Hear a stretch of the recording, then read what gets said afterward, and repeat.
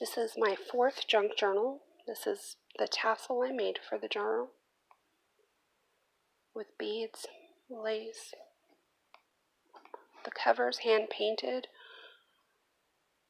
hand drawn and hand painted, and then embellished, layered, collaged on with fabric and flowers, beads.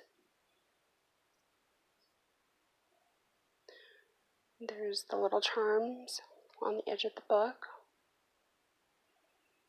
And then the back lacing. It was a little wet, the glue in this. It was still drying. And there's the closure. Sorry about all the movement. I was holding it so I could get in close to certain items. The book is hand stitched into the spine, and the spine is ribbon. More little tassel beads and sewn lace, stitched embellishments, and the little clips, of course. I have hand-stained paper as well as handmade paper using recycled papers and colored paper to color it. More ephemera.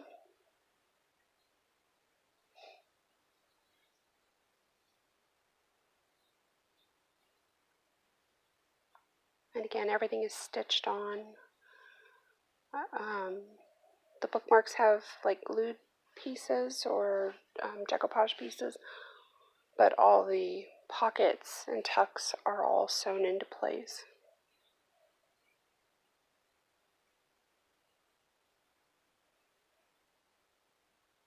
And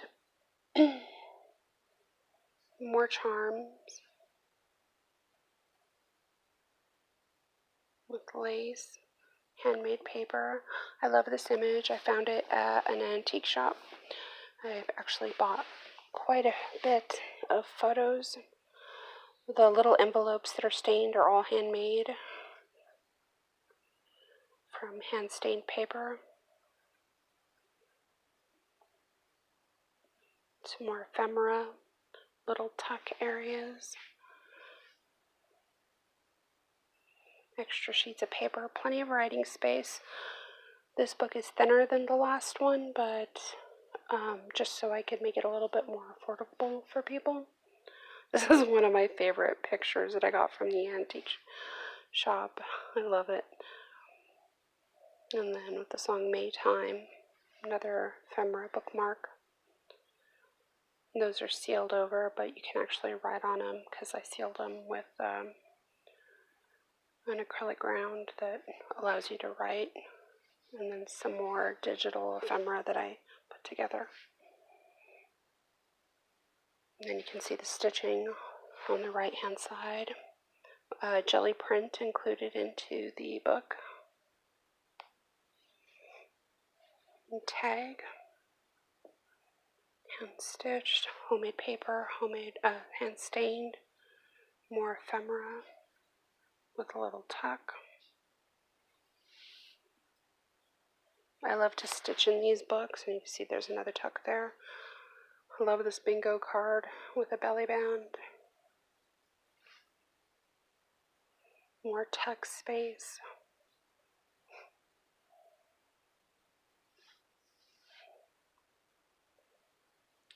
The charms. More handmade paper. You can see the decollage on the bottom. That's natural. It's because the paper's not cut. It's just hand pulled. And I used the handmade paper and added some stained paper for writing space. And I needed 2 hands to tuck this back in. One hand was holding the camera, so the other side of the jelly print. Music. More handmade paper. The handmade paper has rose in it.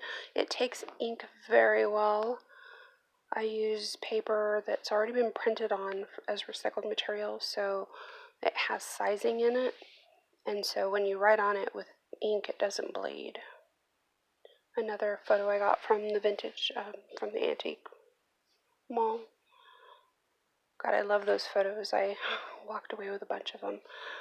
I actually went back and picked up more, but more ephemera. This is a little booklet here with a little envelope and then some stained paper inside. And it just tucks in.